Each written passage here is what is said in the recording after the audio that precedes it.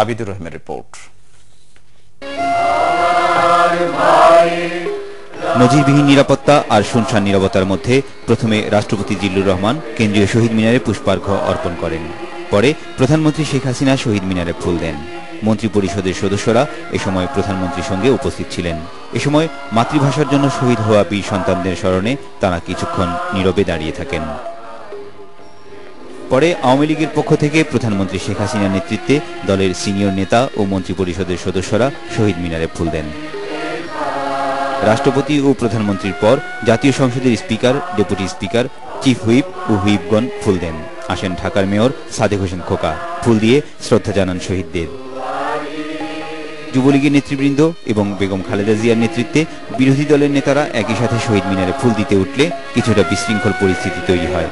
ফুল দিয়ে শ্রদ্ধা নিবেদন করেন BNP chairperson Begum Khaleda Xiao. পরে বিএনপি মহাসচিব খন্দকার দেলোয়ার হোসেন বলেন, ২১-এর চেতনায় একটি গণতান্ত্রিক পরমত সহিষ্ণু পরিবেশ তৈরি হবে বলে আশা করেন তারা।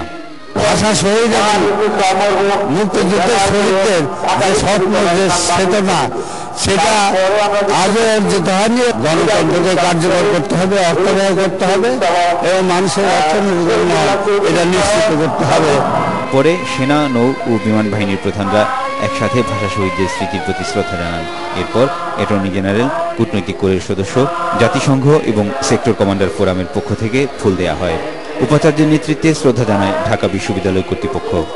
ভাষা আন্দোলনের উপর ভিত্তি করে আজকে আমরা স্বাধীন দেশের নাগরিক। এই ভাষা আন্দোলন আমাদেরকে শিখিয়েছে অন্যায়ের কাছে মাথা নত না করা। এই ভাষা আন্দোলন আমাদের শিখিয়েছে অসাম্প্রদায়িক রাজনীতিতে বিশ্বাস করা। রাষ্ট্রপতি, প্রধানমন্ত্রী ও গুরুত্বপূর্ণ ব্যক্তিদের শ্রদ্ধা নিবেদন শেষে নিরাপত্তার নিষেধাজ্ঞা তুলে নেওয়া হলে নামে সর্বসাধারণের ঢল। খালি পায়ে সারি বেঁধে দলে দলে ২১-এর প্রথম প্রহরে শহীদ মিনারে ফুলের শ্রদ্ধা নিবেদন করে মানুষ। ৫৭ বছর আগে ভাষার জন্য শহীদদের তারা স্মরণ করে বিনম্র শ্রদ্ধা আর ভালোবাসায়। আবিদুর রহিম, বাংলাভিশন, ঢাকা। ২১-এর শহীদ মিনারের আরো খবর জানাচ্ছেন জুবাইর আহমেদ।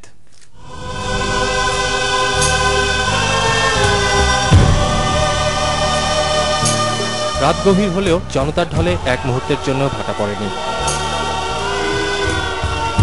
শহীদ মিনারের লাল সূর্য আলো তখনও ছড়াচ্ছিল। মানুষের মুখে সেই আলোর ছটা আর মনে শহীদের ভালোবাসায় দেশ গড়ার প্রত্যয়। ভাষা আন্দোলন থেকে যে অনুপ্রেরণা, তার থেকে স্বাধীনতা এবং আজকের বাংলাদেশ। তো মাতৃভাষা বাংলার প্রতি সশ্রদ্ধ সালাম। নিজেদের ঐতিহ্যকে, নিজেদের ভাষাকে সম্মান প্রদর্শন করার জন্যই আমরা আজকে এখানে এসেছি। অনেক বছর আগে বুকের রক্ত ঝরিয়ে যারা মায়ের ভাষায় কথা বলার অধিকার প্রতিষ্ঠার লড়াইয়ে নেমেছিলেন, তাদের শ্রদ্ধা জানাতে দূর দূরান্ত থেকে এসেছেন এইসব মানুষ। অনেক সময় বাংলার উচ্চারণটা বিকৃত হয়ে যাচ্ছে, তো আমরা চাই বাংলাকে আমরা শুদ্ধভাবে শিখবো। সেটা মা বাবারই দরকার, মা বাবারই প্রয়োজন, তাদের দায়িত্ব বাংলাদেশের ভাষা, আমাদের মাতৃভাষাকে তাদের ছেলে মেয়ে যারা নতুন প্রজন্ম, আমাদের চেয়ে যারা ছোট, তাদের মধ্যে সেটা দেয়া। বাবা মায়ের কোলে চেপে কাঁধে চড়ে শহীদ মিনারে আসা ছোট ছোট শিশুদের চোখে মুখে অপার বিস্ময়, আর বয়স্কদের স্মৃতিতে উজ্জ্বল পুরনো দিনের কথা। শহীদের ফুল দিতে এসেছি। শহীদ মিনার, আজকে আমি শহীদ মিনার ফুল দিতে আসছি, ভালো লাগতেছে। বুঝ জ্ঞান হয়েছে, দেখছি এইগুলো আন্দোলন চলে। এখান থেকে লোক মানলাম, ছিলাম। ভাষার জন্য আত্মত্যাগী জাতি হিসাবে আজকে আমরা গর্বিত। নাশকতা এড়াতে কড়া নিরাপত্তার বলয় তৈরি করা হয় শহীদ মিনার এলাকায়। আইন শৃঙ্খলা রক্ষাকারী বাহিনী কয়েকটি স্তরে নিরাপত্তা বেষ্টনী তৈরি করেছে। শেষ রাতের দিকে মানুষের মিছিল কিছুটা হালকা হয়ে আসে। ভোরের আলো ফুটলে পায়ে পায়ে আবারও ভাষার মিনারের দিকে ছুটে আসতে থাকে মানুষ। ৫২ আন্দোলনের মধ্য দিয়ে বাংলা ভাষার মুক্তি, যে চেতনা, যে শক্তি এনে দিয়েছিল বাঙালি জাতিকে, সেই শক্তি এনে দিয়েছে স্বাধীনতার লাল সূর্য। ২১-এর আকাশে আজ উঠেছে নতুন এক সূর্য।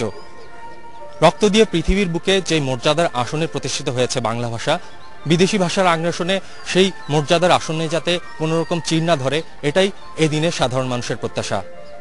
জুবাইর আহমেদ, বাংলাভিশন, কেন্দ্রীয় শহীদ মিনার, ঢাকা।